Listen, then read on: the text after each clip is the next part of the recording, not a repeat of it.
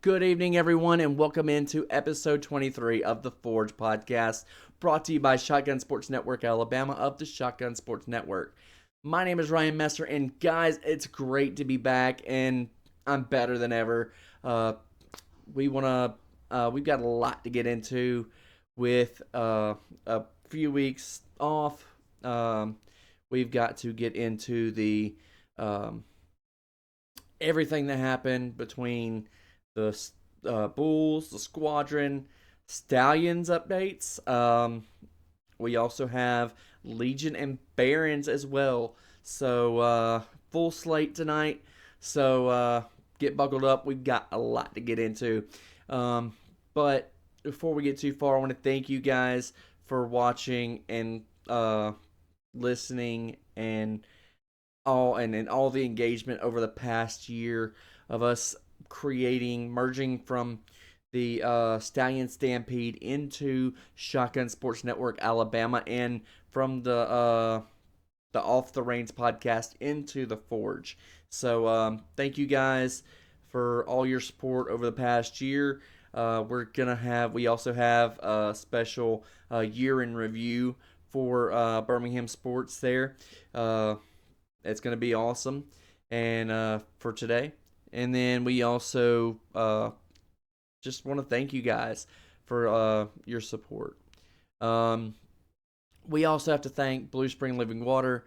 You guys know they're right over there in Blount County, Alabama, and they are they are one of the only places where you can get your the water that is bottled right at the source in the country. So guys, there's nothing added, nothing, just bottled straight from the source. So you don't have to worry about any nasty chemicals, and we know how tap water can be. So you can get it delivered right to your door, or you can go to your local grocer and grab it. So for more details, go to bluespringlivingwater.com for more information. And with that, this is episode 23 of the Forge Podcast.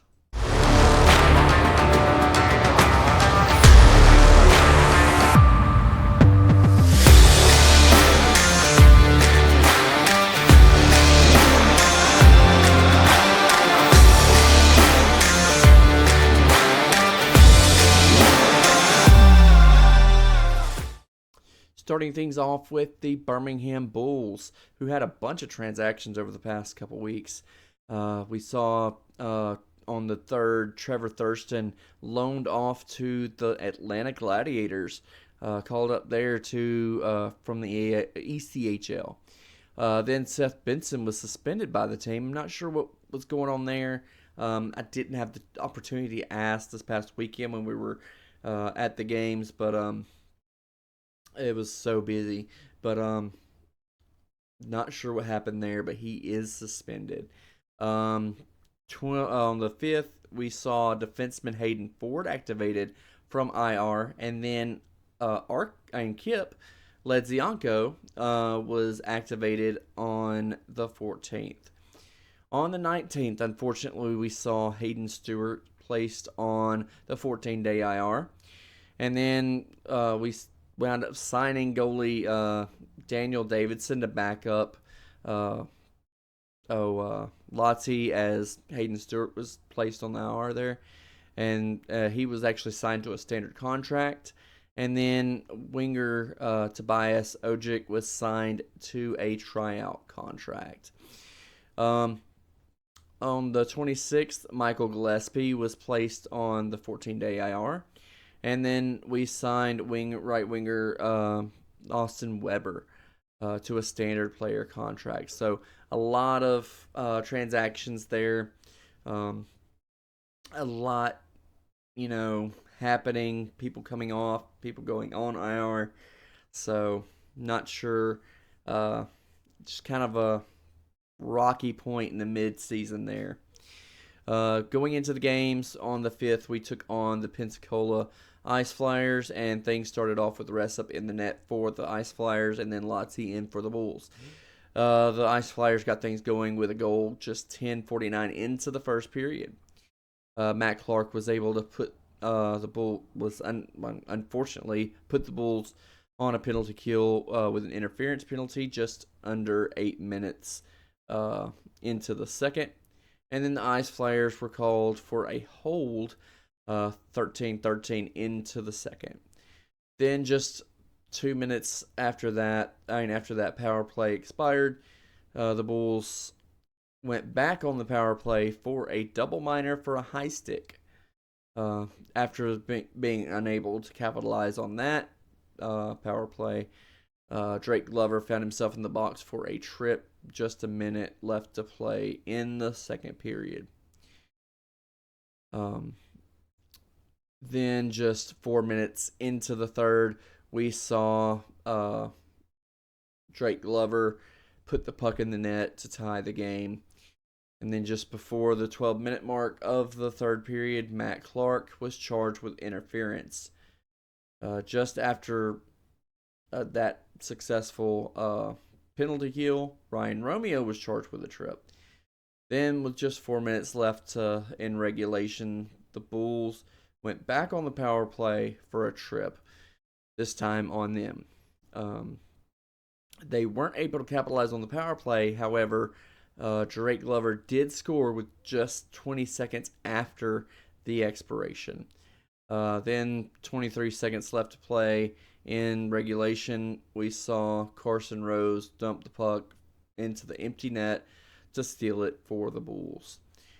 Then we saw on December the 6th, we took on the Evansville Thunderbolts. Things started off with Ty Taylor in the net for the Thunderbolts and Hayden Stewart in for the Bulls. The Bulls went on the power play early for too many men penalty, just inside the 8-minute mark of the first period. Carson Rose was able to capitalize on that just 47 seconds in. And then the Bulls went back on the power play just over a minute later for a high stick. 12:33 into the first, Nikita Kozarev found himself in the box for interference. And then just 3.5 left to play in the first. Bulls went back on the power play for an interference. Colton Olnick was able to capitalize for the Bulls just nearly halfway through that power play. Coming out of the first intermission, Olnick scored yet again just a minute 50 into the second period. Then just 27 seconds later, the Bulls went on 5-3 man advantage for a trip and a double major for verbal abuse of an official. Unable to capitalize upon these, the Bulls went on a 5-3 penalty kill just 12:51 into the second there. They were able to capitalize upon one of those. Fortunately, it was only one, but the Bulls went back on a two-man deficit just 14:15 into the second. The blow was kind of softened by Evansville committing a cross-check just 4 seconds after the penalty kill started, putting it a 4-3 advantage for the Thunderbolts. Bulls did go on the power play, just 2 minutes left to play in the second for a hook. At the 6-minute mark of the third period, we saw Jamie Darcy charged with a hold. The Thunderbolts were able to capitalize on that with just 35 seconds left in that power play. Just prior to the midway mark of the third period, we saw Kyler Matthews charged with roughing. Then, as time expired, we saw Glover get called for closing his hand on puck. So, rough night there for the Bulls. Then on Saturday, December the 14th, we saw them take on the Evansville Thunderbolts again. This game started with Cole Ceci in for the net for the Thunderbolts and Stewie in for the Bulls. Things got started early with Taylor Brierly dropping gloves with the Thunderbolts' Jordan Simano. Then just 2 minutes later, we saw Jamie Dorsey drop gloves with Bronson Adams from the Thunderbolts. The Bulls went on the power play just 12:27 into the first there, and then just seconds before the end of the power play, Kyler Matthews was charged with roughing. The Thunderbolts were able to capitalize on it, and with just seconds left to go in the penalty kill there. And then seconds after being released, Kyler Matthews dropped gloves with Bronson Adams.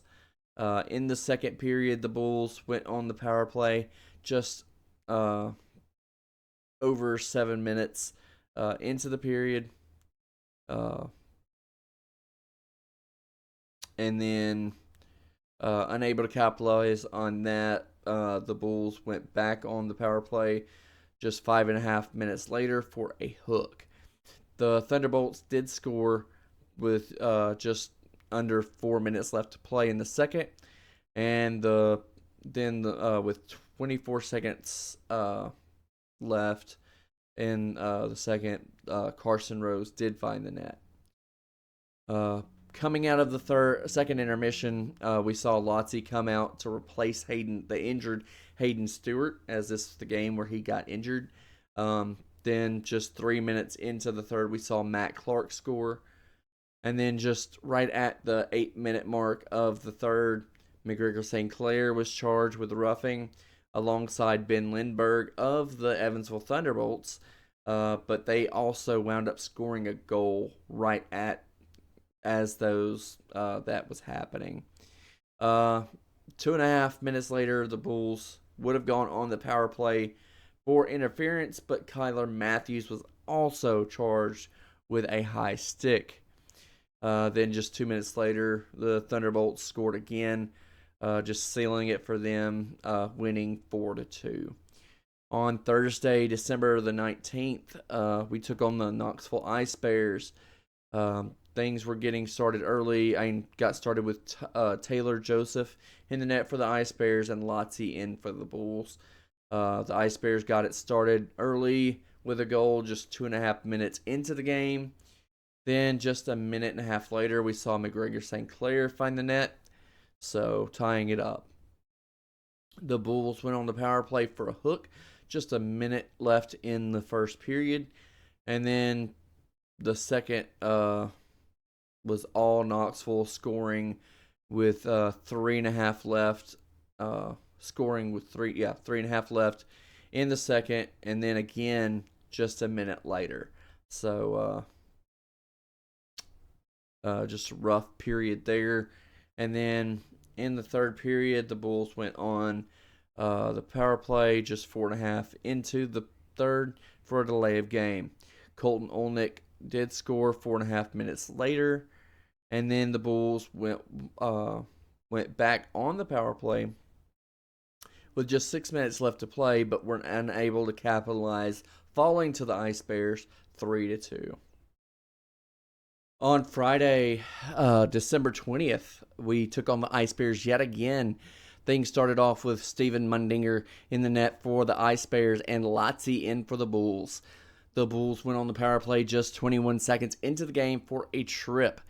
And then right at the 8-minute mark, Kip Ledzianko found himself in the box for a hook.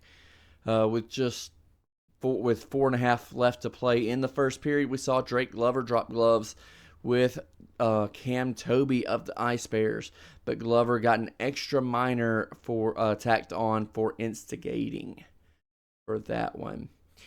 The Ice Bears were able to capitalize on it with just 36 seconds left in the penalty kill. And then just past the 7-minute mark of the second period, Matt Clark found himself in the box for a hold. That penalty kill was successful, but the Ice Bears did score with just 6:48 left to play in the second period. The Bulls did go on the power play just under a minute later for a knee, and then which Carson Rose capitalized on with just a second left in that power play. But the Ice Bears were able to score again with just 2:17 left to play in the second. The third period got started with Tobias Ojic getting charged with a cross check, and 5.5 after a successful penalty kill, Corson Green was charged with interference. then the Bulls went on the power play just 2.5 after another successful penalty kill. The Ice Bears were granted a penalty shot but missed. Not sure what that was for, but they were able to hit an empty net just 25 seconds after we pulled lots. So just falling 4-1 to Knoxville again. Then on Saturday, December 21st, we went up to Knoxville for the Rail Yard Dogs. Sorry. No, not the Roanoke Rail Yard Dogs. The game started with Austin Rudabush in minding the net for the Rail Yard Dogs and Lotzi in for the Bulls. Just 5.5 into the game, Phil Lidzianko was charged with a trip. Roanoke was able to capitalize on that their power play. Just 14 seconds left in that power play there. Then with just over 5 minutes left in the first, they wound up pulling Rudabush. I'm not sure. This has been going on in the league more and more. Pulling the goalie while you've got an while you're ahead. Quite peculiar. Maybe I'm just old fashioned, but I don't get the strategy. I mean, I know you get an extra person on the ice, but come on. Seconds after Rudabush got pulled, Ryan Romeo was charged with a cross check, which they wound up putting him back. Following a successful penalty kill, the Bulls went on the power play for a cross check. Unfortunately, following the unsuccessful power play, the Railroad Dogs scored again. Coming out of the first intermission, Hayden Ford was charged with a trip just under 4 minutes into the second period. They unfortunately were able to capitalize on that. 23 seconds left in that one. Then just over 2 minutes later, the Bulls went back on the power play for a hold. We were unable to capitalize on that, but we did go back on the power play with just 3 minutes in the period for boarding. Just before the power play expired, Ryan Romeo was charged with a lay penalty with just 41 seconds left in the second period. Coming out of second intermission, the Bulls went on the power play for a high stick, just 4.5 into the third. Just past the midway point of the third, newcomer Tobias Ojic dropped gloves with John McDonald of the Rail Yard Dogs. 2 minutes later, we saw Matt Clark drop gloves with Stephen Alvo.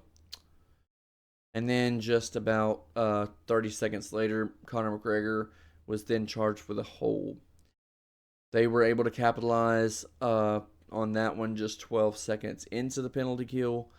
And then with 5.5 minutes later into the game, 5.5 minutes left in the game, Carson Gallagher for the Railroad Dogs committed a slash and was charged with a double major for a game misconduct and a slashing major. Then Jamie Dorsey was retaliated by dropping gloves with him and was charged with a major for fighting, and then also game misconduct, being the aggressor. Dorsey was eventually suspended 2 games for the game misconduct penalty. Just overall, just a rough night, falling to the Rail Yard Dogs again. Then on Thursday, December the 26th, the day after Christmas, we took on the Peoria Rivermen. Colby Muse started things off in the net for the Rivermen, and Lotzi again, of course, for the Bulls. Bulls got things started with Kip Ledzianko putting the puck in the net, assisted by his brother Phil, just in the first there. Then with just over 2 minutes left to play in the first, the Bulls went on the power play for a knee. Those guys were really rough. Uh, just a bunch of goons playing for Peoria. Coming out of the first intermission, Ryan Romeo found himself in the box for a trip just 2.5 into the period. And then after a successful penalty kill, Kyler Matthews was charged with a hook 8:20 into that second period. Just past the 11-minute mark, Peoria was charged with a hold, putting the Bulls on the power play. Also, Phil Ledzianko was granted a penalty shot, which was unsuccessful. Coming out of the second intermission, the Bulls went on the power play for an illegal check to the head, which was another minor. The Peoria Rivermen were extremely goonish out there, and the officials just allowed it. I'm usually good, okay with letting the players play, but keeping the physicality of the game intact. But you gotta, at some point, you gotta draw a line in the sand. With some of these hits, they kind of cross the line, and you have to think about player safety. Usually they're pretty good, but this night it was kind of rough. These 2 nights, Kip Ledzianko was actually able to capitalize on the power play just 14 seconds in. Right at the midway point of the third period, Corson Green was charged with a cross check, and then just under 5 minutes later, Rivermen were able to score, and then just a minute and a half later, they scored again. The Bulls did go on a power play just 2 minutes left in regulation for interference. In overtime, the Bulls went on a power play again for interference, but no one scored on that. And then they went on to a shootout where Nikita Kozarev was able to walk it off for the Bulls. Just crazy night there as we took on the goonish Peoria Rivermen. And then on Friday we took them on again. The Rivermen started with Perone in for the net for the Rivermen there, and then the Bulls, of course, had Lotzi. The Bulls started off the game. The game was physical again, but this time on both sides. The Bulls went on the power play right off the bat for a cross check just a minute into the game. The Bulls were able to capitalize, and the Rivermen did score just 20 seconds after that, after they were back to full strength. Just 2 minutes later, the Bulls went back on the power play for a cross check, which looked more than a cross check. Should have maybe been a double minor, maybe even a major. But the Bulls did capitalize upon that one. It was waived, but it was waved off for goaltender interference, even though from multiple angles on the board, we saw Perone leaving the crease, but they did not give it back. Just saying, kind of rough night with the officiating that evening. So the Bulls did go back on the power play just 3 minutes later for roughing. Then 3 minutes later, the Rivermen pulled Perone. Again, pulling the goaltender. I don't get it. He returned just 20 seconds later as Kozarev was charged with a high stick. Then, with just 5.5 minutes left to play in the first, the Bulls did go on a power play for another cross check, which escalated into more, but the minor was the only thing that was assessed. Drake Glover was able to capitalize on that just 20 seconds later. The Rivermen did get the second period started with a goal just under 7 minutes into the second. And then just past the 8-minute mark, the Rivermen, Gagnon committed a cross check, leading to Ryan Romeo retaliating, leading to a roughing penalty for him. Again, the officiating probably should have been a little bit of a fight there, but I don't know. Because everybody was kind of, going back and forth. They almost dropped gloves, but can't blame him since the officials were letting everything go. But just 35 seconds later, Kip Ledzianko was charged with a high stick, even though there were like four of them, the Peoria guys, that were able to get away with it earlier. Just past the midway point of the second period, the Bulls went on the power play for a roughing. And then the Bulls were able to capitalize on the power play as it expired. The Bulls, just 4 seconds after the ensuing face-off, the Bulls went back on the power play for a high stick. And then McGregor Sinclair capitalized just 17 seconds into the power play. But there was another tussle just 7 minutes into the second, but there were only 2 minors issued. One for Ben Higgins for a hold, and then one for Tristan Trudell for Peoria for roughing. The Rivermen got things going in the third with a goal just 3.5 into the period. Then just 44 seconds later, they scored again to retake the lead. And then just 5 minutes later, the Rivermen scored again, but following the goal, Kyler Matthews was charged with a double minor for spearing. Just odd officiating again. The Bulls went on the power play just a minute after the penalty kill for a hold. Then, just before the power play expired, the Bulls had a few seconds with a 3 to 5 minute advantage for a high stick.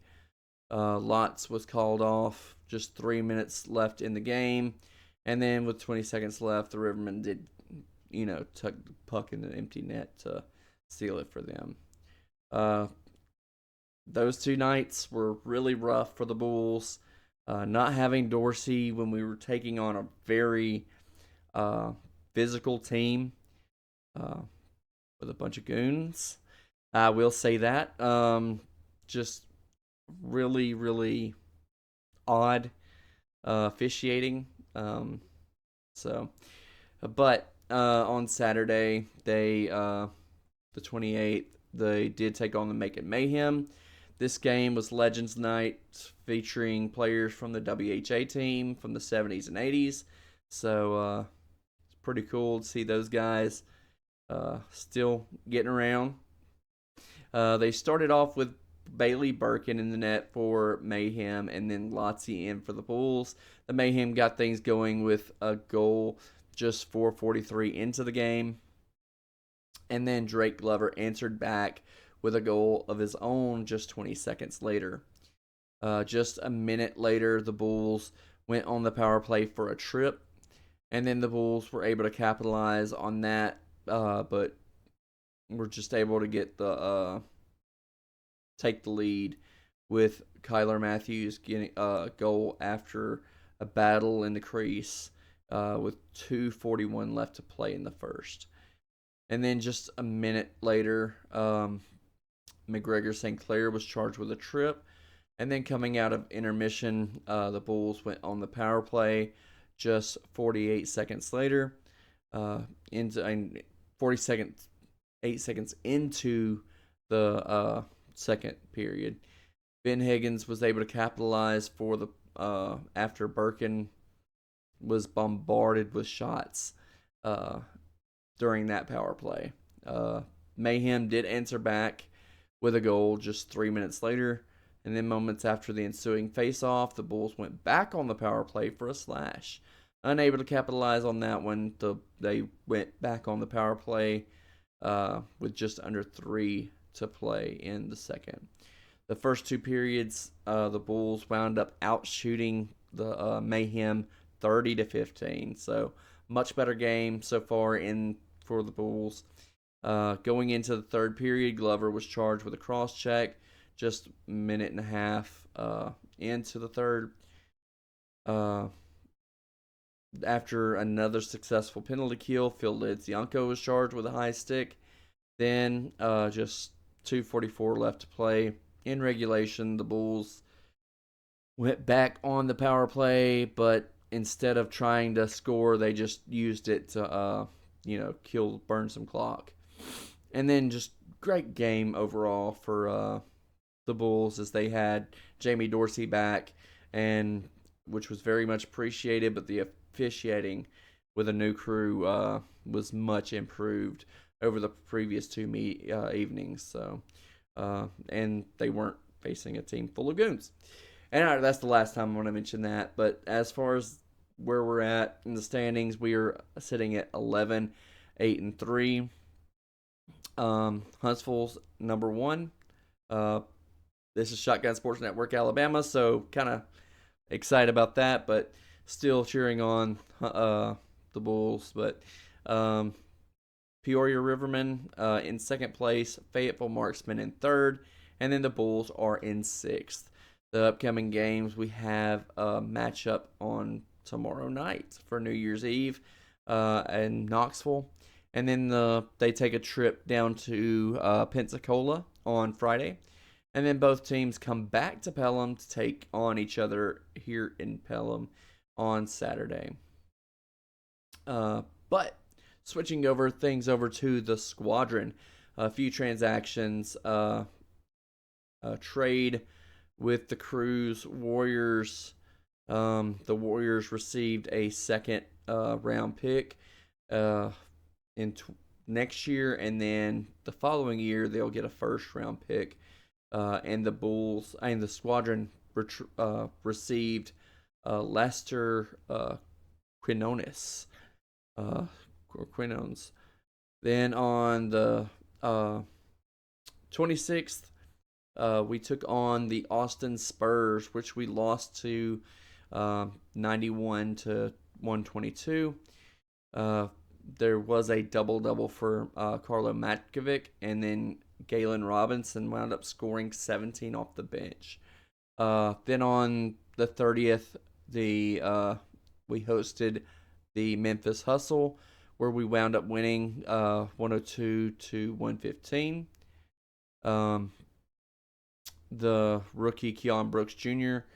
had his first career double-double as he and Carlo Matkovic led the team, both scoring 29 points. And then on the second, Memphis Hustle, we went up there and we lost 109 to 102. And just Isaiah Brockington, his first game back, scoring 29 points after being injured. Keon Brooks got back-to-back double-doubles. And then on December the 4th, hosting Osceola Magic, we wound up winning 114 to 92. Antonio Reeves wound up racking up 6 steals. That tied the second most in franchise history.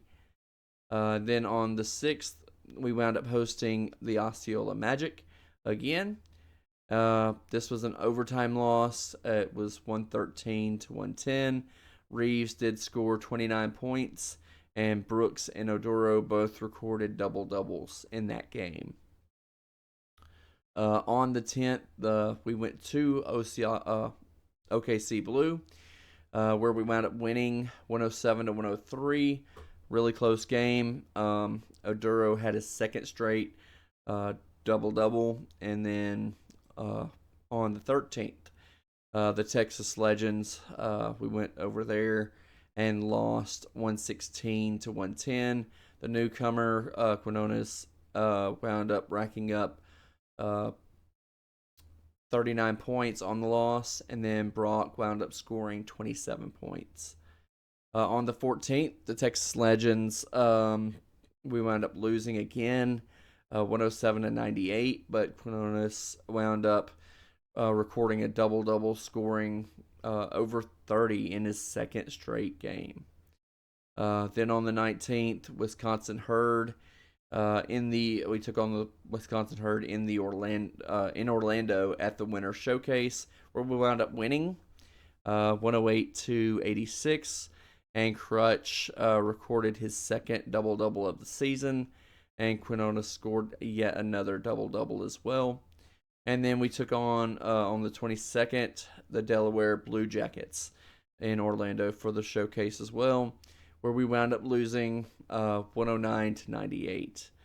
Quinona scored his first triple-double of the season, 12 points, 11 assists, and 11 rebounds.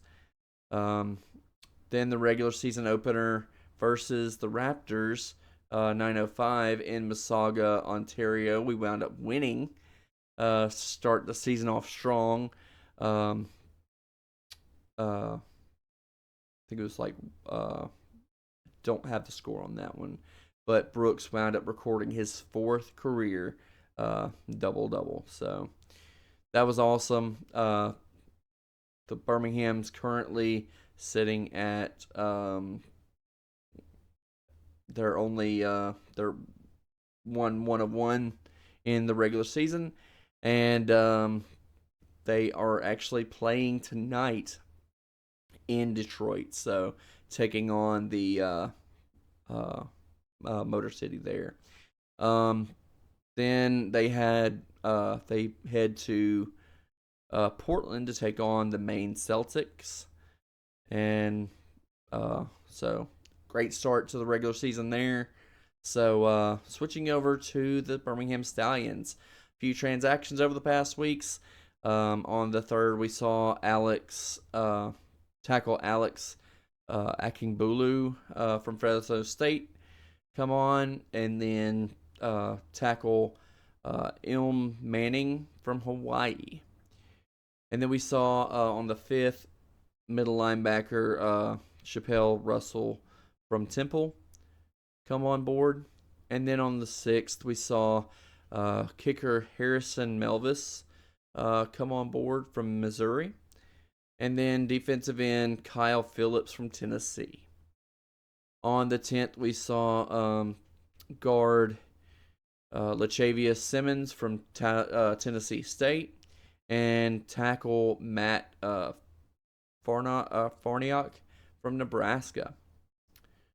On the 18th, we re-signed nose tackle Carlos Davis, 3rd in the league in sacks. So last season, even missing one game. So no telling if he,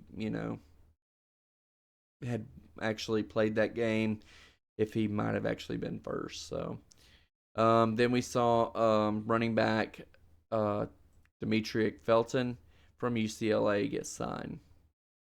On the 19th, we saw wide receiver Cade Johnson signed from South Dakota State.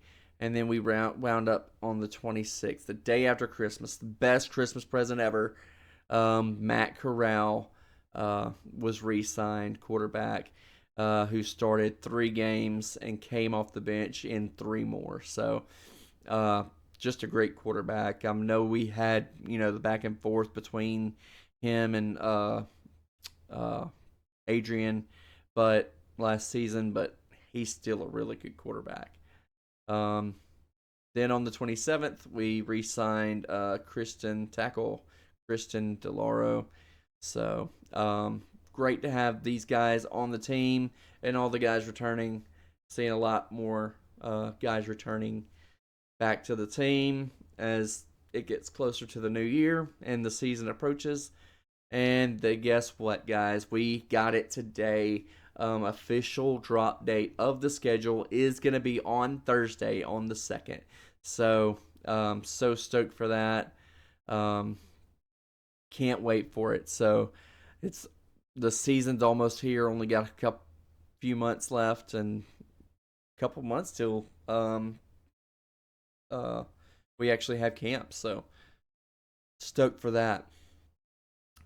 Switching over to the Barons, they announced that the Rickwood Classic is back again, and the Barons announced last month that they will be hosting the Rocket City Trash Pandas on June the 4th at historic Rickwood Field. And the Barons will open up their regular season with the Knoxville Smokies, the former Tennessee Smokies. Now that they've moved to Knoxville, they changed the name at Regents Field on April the 4th. So stoked for that. Right around the corner again. Uh, so stoked for that. Switching over to the Birmingham Legion, we had a few transactions where a bunch of guys re-signed. We had Fernando DeGaldo, Matt Van Okel, Fanuel Kativa, uh, Enzo Martinez, Trevor Spangenberg, uh, Ramiz Hamuda, Moses Mensah, AJ Patterson, Matthew Corrigan, uh, Kobe Hernandez Foster. Then we saw Dawson McCartney, Tyler Pasher, Preston Tabor Tataka, all signed back. So stoked for those guys. I'm sure we'll get some more signings soon. And as far as the schedule, we actually got the schedule. So we posted it on Facebook, but they had a release which was kind of themed after Hot Ones, the internet show. And Matt Van Okel, Enzo Martinez, and AJ Patterson. Um, then we also found out that we were going to have another friendly with the Atlanta United. So stoked for that. No Memphis 901 this year. Unfortunately, Memphis, we love to hate Memphis in Birmingham. So unfortunately, they're done for. But we are going to be in the Jägermeister Cup. Um, it's an in-season tournament uniting the USL Championship and USL League One. So all the teams, all 36 teams of the USL combined. So open the season up with Loudoun United on March 8th at Protective Stadium. So stoked for that. A lot, has happened. So stoked. Unfortunately, we didn't get the best closing for the last season, but there's a lot of stuff coming up for this new season. Switching over to a year in review. Just a lot of stuff happened over the past year. Starting off with the Stallions, a great first season in the UFL, merging the USFL and the XFL. Great TV ratings with the backing of Fox and Redbird. And then with the regular season, went 9-1, and then topped it off with a win in St. Louis to our only blemish, 2-3-peat. Such great stuff for the Stallions there. As you can see the picture for the that we took there in St. Louis. The Barons, new manager Sergio Santos showed strong success and wound up actually being one of the top candidates for the White Sox job in the offseason. But a lot of turnover and great success in the first half. Declined mid-season with all the turnover and all, and injuries as well. But wound up coming back to beat Tennessee in the playoffs to win the North Division. And then wound up beating Montgomery, who wound up sweeping us just a month earlier to win the Southern League Championship. And then the Legion. Great showing early in the season, but had a late season decline. Injuries and turnover wound up ripping us from the playoffs there, but still we saw a lot that we could improve on in this next season. So got a lot of people coming back, so hope to see a great season for them this next year. For the Bulls, we wound up winning the Coffee Trophy last season as regular season champs, and then had an early exit in the playoffs, unfortunately. Struggling this season to see consistency as they've been plagued with injuries and suspensions. But we're looking to see a strong comeback in the new year for that. Um, Switching over to the Squadron, we wound up missing the playoffs last season. The Squadron have a new rookie in Keon Brooks Jr., who's been had 4 double doubles this season, and then they wound up struggling in the preseason, but got off to a win in the first game of the regular season in Canada. So, looking to keep it going this year as they're taking on Motor City tonight. As for Shotgun Sports, we went from just covering the Stallions here in Birmingham to now covering all 5 pro sports teams here in the Magic City. So I want to thank you guys, thank you all the fans and who like and share and comment on all of our content. We are still looking to grow into the Huntsville and Montgomery areas this year, so and throughout the Southeast. So, with that and closing, um, we have more Bulls and Squadron games coming up this week. We also have the release of the UFL schedule coming up on Thursday. So, until next week, I hope everyone has a great and safe and happy New Year. And I will see y'all in 2025. Good night.